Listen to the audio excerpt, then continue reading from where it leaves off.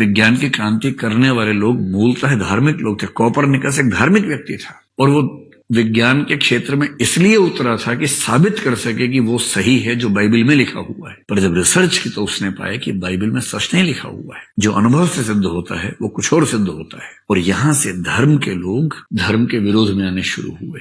वैज्ञानिक क्रांति के बाद औद्योगिक क्रांति हो गई, इंडस्ट्रियल रिवॉल्यूशन हो गया और इन सब चीजों की वजह से धीरे धीरे इन 500 वर्षों में पूरे यूरोप की दुनिया बदल गई। उपनिवेशवाद हुआ, साम्राज्यवाद हुआ, सब कुछ इन्हीं सब चीजों का परिणाम हुआ।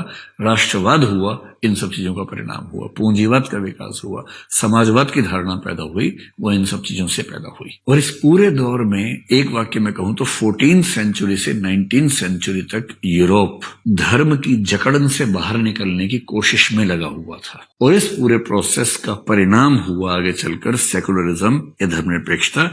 16th सेंचुरी से ये साफ दिखना शुरू होता है। 16th, 17th, 18th, 19th में आपको कुछ विचारकों का जिक्र करके समझाने का प्रयास करता हूं कैसे हुआ, यूरोप की दुनिया कैसे बदली। 16th सेंचुरी में एक वैज्ञानिक काम कर रहा था जिसको बोलते हैं कोपरनिकस।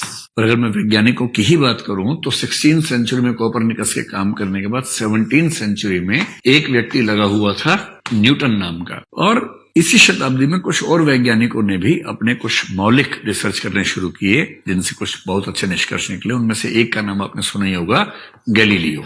वैज्ञानिकों की दुनिया पढ़ी में अगर आगे बढ़ूं तो 19th सेंचुरी में एक व्यक्ति हुआ चार्ल्स डार्विन। और डार्विन ने भी धर्म के चंगुल से निकलने में मदद की, यूरोप की कंसेप्ट के लेवल पे की। कोपरनिकस तो धार्मिक व्यक्ति था, एकदम चर्च का व्यक्ति था। उसे कहा गया कि भाई जरा रिसर्च करो। ईसाईयत और इस्लाम के झगड़े चल रहे थे, दोनों साबित करने में लगे थे कि हमारे सिद्धांत सही हैं। तो चर्च में कुछ लोगों ने ये कहा कि कुछ लोग रिसर्च करके साबित करें कि बाइबल सही है। विज्ञान का विकास इस प्रक्रिया में शुरू हुआ। ये बहुत संयोग की बात है। और विज्ञान का विकास होने के बाद धर्म का विरोध हुआ, वो बात की बात है। कोपरनिकस ने जब रिसर्च की, उसके पहले का जो कंसेप्ट था ईसाईयत की दुनिया में, जो आज भी कहते हैं कि बाइबल का हिस्सा ही है, पहले का कंसेप्ट ये था कि ये जो दुनिया है, पृथ्वी जो है, वो पृथ्वी केंद्र में है और पृथ्वी के आसपास सूर्य चक्कर काट रहा है। पृथ्वी केंद्र में है और पृथ्वी पर मनुष्य केंद्र में है। तो मनुष्य पृथ्वी के केंद्र में है, पृथ्वी ब्रह्मांड के केंद्र में है। ईश्वर ने अपने पुत्र को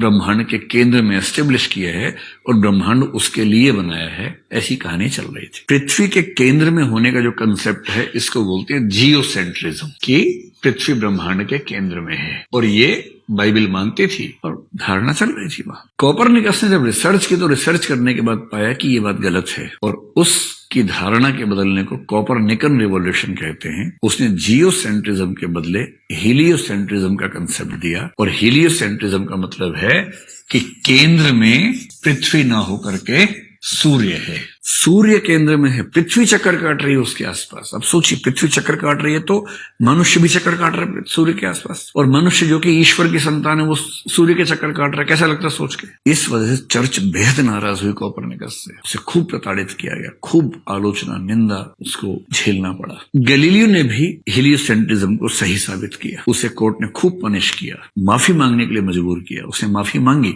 बहुत रोचक भाषा मांगी। कभी नेट पर सर्च करके देखिए कि गैलीलियो ने क्या माफी मांगी थी। उसने माफी की भाषा में ही मेंशन कर दिया था कि हूं तो मैं सच्चा, पर मजबूरी है, माफी मांगनी पड़ रही है, हालांकि सच मेरे पक्ष में है। न्यूटन ने यहां तक कह दिया कि ईश्वर की कोई खास जरूरत है ही नहीं, ये जगत अपने आप में बहुत परफेक्ट है। एक प्रसिद्ध कथन है जो न्यूटन के नाम से चलता है कि the world is so perfect, God must have been a mathematician. ये न्यूटन और न्यूटन जैसे लोग मानते हैं। न्यूटन की बहुत रुचि ईश्वर को मानने की नहीं थी, दबाव इतना था कि उसको अंत में थोड़ा सा मानना पड़ा। लेकिन उसने ये कहा कि जगत इतना तार्किक है, इतना अच्छे से बना है, परफेक्ट है, कि यदि ईश्वर है भी तो वो गणितज्ञ रहा होगा। और ईश्वर की पूजा करने का सबसे अच्छा तरीका है मैथमेटिक्स पढ़ो, गणित पढ़ो, क्योंकि गणित को पढ़कर ही आप ईश्वर के चिंतन को समझ सकते हैं। इस तरह के लोग हुए 19th सेंचुरी में। डार्विन ने तो हद ही कर दी डार्विन की बात सुन के तो किसी भी धार्मिक व्यक्ति को आग लग जाती है। उसके पहले कंसेप्ट ये चल रहा था कि ईश्वर ने, अगर आपने ध्यान से देखा हो तो दुनिया के लगभग सब धर्मों में, जिन धर्मों में ईश्वर की मूर्तियां होती हैं, जैसे इस्लाम तो मूर्ति पूजा का विरोध करता है,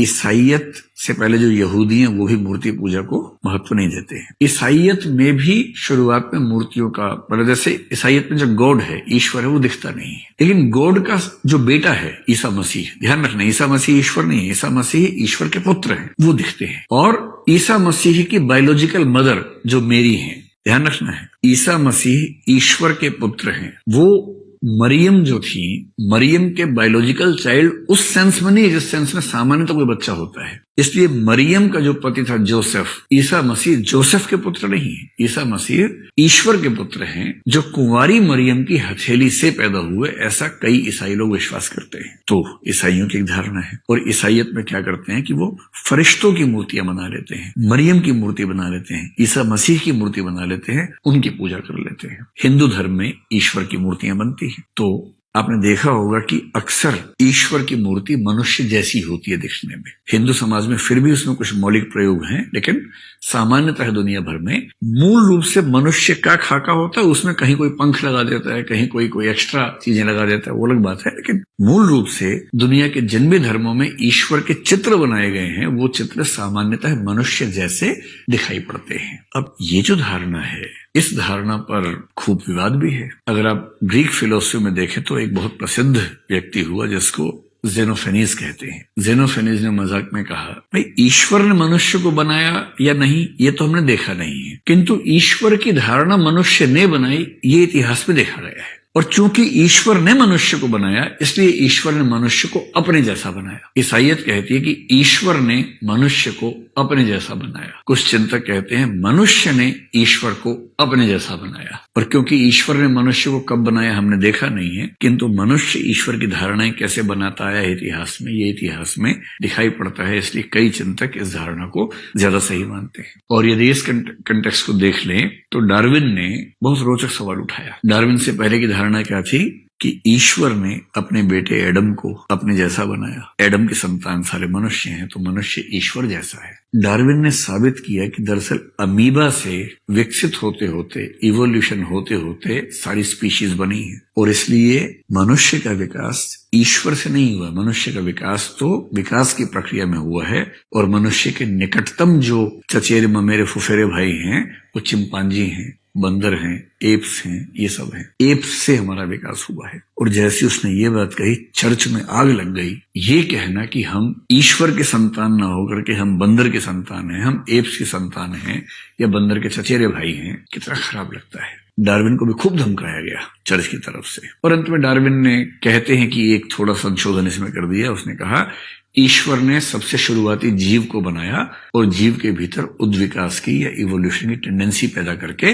वो हट गया। ये पूरा प्रोसेस जो है वैज्ञानिकों का धर्म के चंगुल से बाहर निकलने का है। और इन्हीं के समानांतर और भी चिंतक हुए जो अन्य क्षेत्रों के थे। जैसे मैं 16th सेंचुरी की बात करूं तो 16th सेंचुरी में एक और चिंतक हुए जिनका नाम आपने जरूर सुना होगा। उनका नाम है मैकियावेली। मैकियावेली इटली में थे जो राज व्यवस्था को धर्म के चंगुल से मुक्त करने में लगे हुए थे। द प्रिंस किताब लिखी और साफ साफ कहा कि प्रिंस के हिसाब से सब कुछ होगा। यहां तक कहा कि नैतिकता कुछ नहीं होती है, प्रिंस जो करता है वही नैतिक होता है। राज सत्ता को इतना महत्व दिया, क्यों?